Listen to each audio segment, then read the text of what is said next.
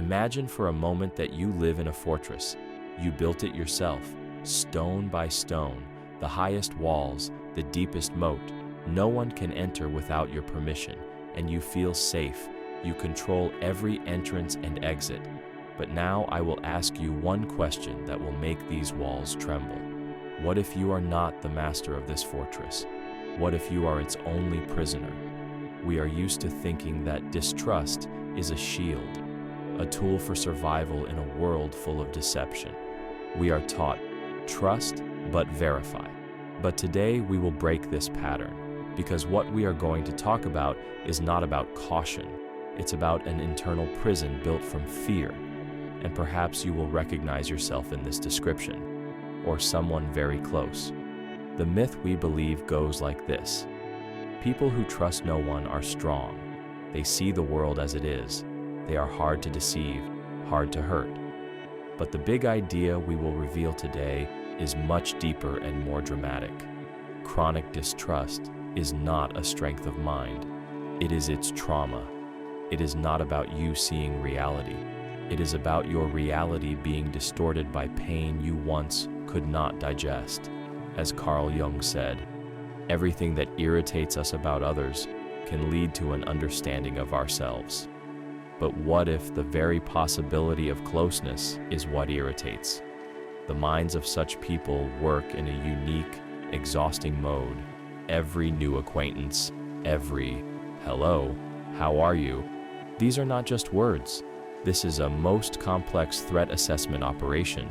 The brain, or more precisely the amygdala, responsible for fear, is constantly in a state of low-level anxiety. It scans faces, intonations, unspoken intentions. It looks for a catch where there isn't one yet. This type of person does not choose such a life. They fall into it.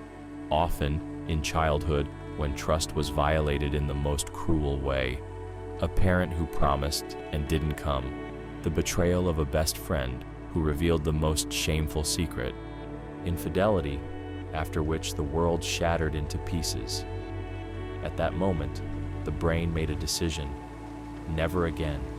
Better to be alone than to experience that pain again. And this defense mechanism, once saving the psyche, became its lifelong warden. And so, you live with this. You build relationships, but you always keep the back door open. You can be the life of the party, but the moment someone tries to get closer, you switch to detachment mode. Your emotions are under the strictest control, because to show true joy or sadness is to become vulnerable. And vulnerability, for your mind, is tantamount to a death sentence. And the greatest irony is that such people passionately crave the very connection they run from. They look at others and don't understand. How is it to just relax? How is it not to calculate every step? This creates the deepest internal rift. Longing for intimacy fights with the terror of betrayal, and most often, terror wins. So where is the way out? How to break this vicious circle where distrust breeds loneliness, and loneliness confirms the rightness of distrust. The first step is to start trusting yourself, your ability to survive pain. Remember that very decision. Better to be alone than to experience that pain again. What if it was wrong? What if your real strength is not in avoiding pain, but in knowing, whatever happens, you can endure it. You have already endured it once. You survived, and now you are stronger. Trust in the world begins with trust in your own resilience. Friedrich Nietzsche, that which does not kill us makes us stronger. But strength comes only when we stop running from the ghosts of the past. The second step, do not demand from yourself to entrust someone with your life or soul. Start with weightless, almost intangible moments. Tell a colleague about a minor work problem. Let a friend choose the movie for the evening. Each such act is reprogramming. You send a signal to your brain. Look, the world didn't collapse. The pain didn't come. I'm okay. And here we come to the most important thing, to the habit that needs to be developed. It is not the habit of trust, it is the habit of recognition. The mind is designed to filter people through a sieve. Look at the situation from a different position.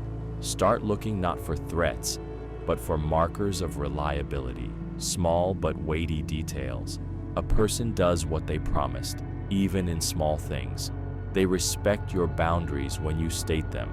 They don't use your secrets against you in an argument. This is not blind faith. This is a conscious, step-by-step mapping of safety.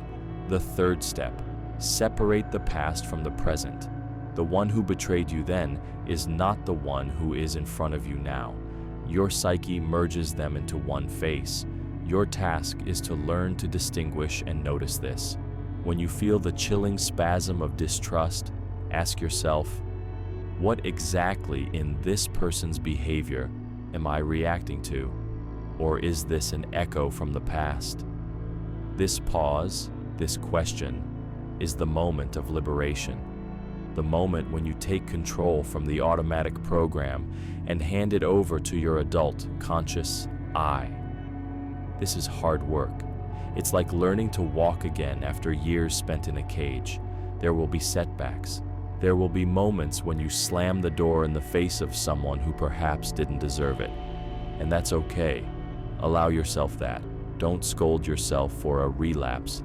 Just the next day, take a step again, the smallest one. And finally, the main paradox you will have to accept.